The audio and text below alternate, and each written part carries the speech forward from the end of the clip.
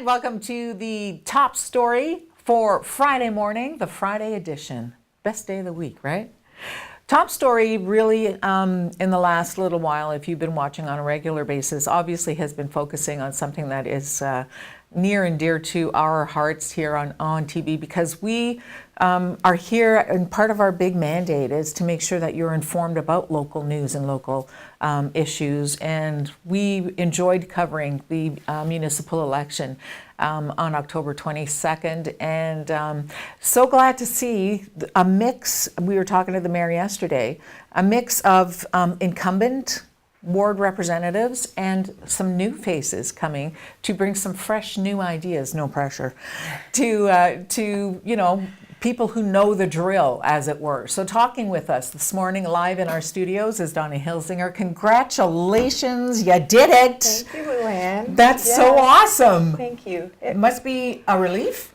Honestly, it's a very busy time of the year for me, and I don't think it's really sunk in yet, to be honest, that what happened. And it was a really close race. And the results were close. So I'm a city councilor, or city councilor elect, I guess. Yes. Technically, that's how it. And when does that change? December 3rd, we are sworn in, from what I understand. Terrific. Just before Christmas. There you go. Awesome. Yeah. So tell us about the fact that the numbers were so close. As you get used to the idea and acclimatize yourself to the fact that you're representing the city of Sault Ste. Marie, does it matter if the numbers were close or, you know, really far apart? Well, at the end, you know, there were 5 of us running in the ward. At the end of the day, you know, myself and Matt Shoemaker, Matt in first place and myself in second, we had the most votes of all the people who voted in Ward 3. So you know, and it was very close between myself and John Bruno, and John worked very hard and you know, ran a really great campaign.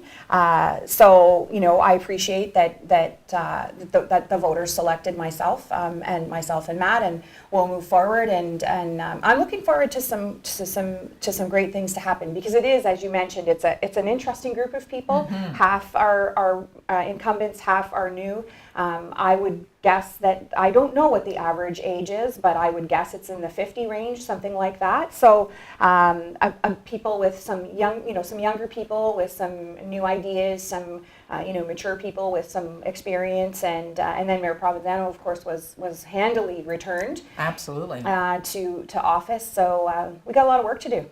So it's interesting, I think, because, as you said, the mayor was reelected handily by 3/4 of the votes. Yeah. And there was this split in amongst the councillors. So one might think that there's the city is a little bit divided, but then the mayor's campaign sort of indicates that they're very unified behind him. I think it could also, yes, that's true. Right. I'm not sure if people are divided or not necessarily. Part of that change happened because we went from 6 wards to 5, so that would have, right? Good point. And we also had, I believe there were 3 councillors who chose not to run again, so Steve, Susan, and Joe. So that meant there was likely to be change in the first place, and then you had a couple of councillors who switched wards, and so there was a lot of balls in the air, and a lot of people running, right? So I think in total there were 21 or something like that. So, you know, and it's all about how you connect with those voters, and how they, you know, put their trust in who they want to, you know, to work on their behalf and to represent them, and so on. So there are 3 females, and I guess 5, 6. So 6 males and 3 females. No, that can't be right. Anyways, I know there are 3 females. It's been an early day today, yeah.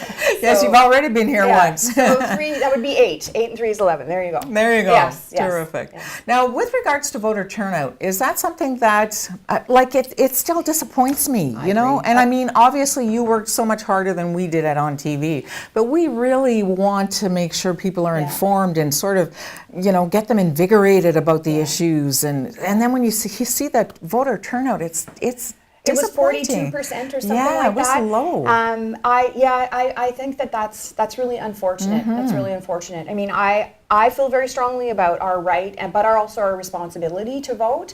And you know, maybe some of us can work on. It would be interesting to know the demographic of Yes, the wouldn't results it? of the vote, and just to understand better. And maybe over the next 4 years, we can work on.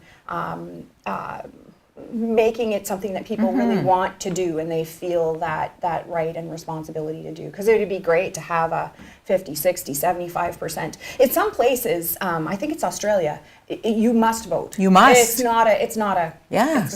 so I think wonder. that's an interesting idea. Isn't it? I would Yeah. I would be behind something like that. I think so too. Yeah. I think so too, because it's such a big issue, and you can't complain unless you vote. Well, yes. I mean, you can, You- but you shouldn't. Let's just put it that way. There you go. Yeah. So tell me about the learning curve, because this is your first time as a counselor Yeah. for the city of Sault Ste. Marie. Do you know a lot about the procedure at this point? I don't, and for those who know me, I'm not a big procedure person. I just like to, you know, get the conversations happening and decide on ideas and move things forward. So procedure is something that I am going to have to learn and make sure that I follow. But I don't think it'll be too overwhelming. I don't think so either. And I think that with someone like Matthew Shoemaker, who is very active and very vocal, he would be an awesome person to learn the procedure from. Absolutely, absolutely. And I'm already trying to think of what's my first motion going to be. Maybe I can beat him with one.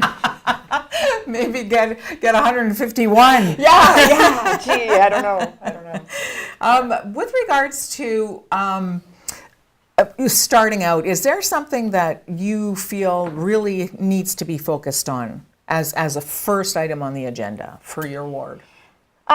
Yes, I would. For my, well, I think if you were talking ward specifically, there's a lot of issues around traffic in our ward that came out loud and clear. It did. From people when I was visiting people at their homes and businesses and so on. So I'd like to see us work on a solution that's going to address their issues. And I heard from other counselors as well that things like speeding or like driving too quickly and it is a problem. It sounds like across the city, and you know, maybe we could encourage people or do a public awareness campaign through the city or through the police service or whatever to encourage people just to slow down a little bit, because you know, especially in the winter and you've got kids walking on the street and so on. So we have to address that traffic issue in the Great Northern Road, Old Garden River Road, Pine Street area. That would be ward specific. Yeah, very We'll work on. definitely. Yeah. And as far as the team, you're going to have to get to know a lot of other people who are working on the same team. You're not party specific, but Right. you're city specific now. Yeah. So you all need to work together. I would think that because you've been involved in so many agencies and through your work, that you're used to doing the team. Oh, most aspects, definitely, right? most definitely. And I know everybody actually that's on council, new and returning, with the exception of Matt Scott and Corey Gardy. I don't know them really at all. So it'll be nice to get to know them. It was great to see those two new faces, and but everybody else I've worked with or have acquaintance with or whatever. So we'll just get right down to the business of growing the community and adding jobs and diversifying and celebrating arts and culture and bringing more people to move to Sault Ste. Marie.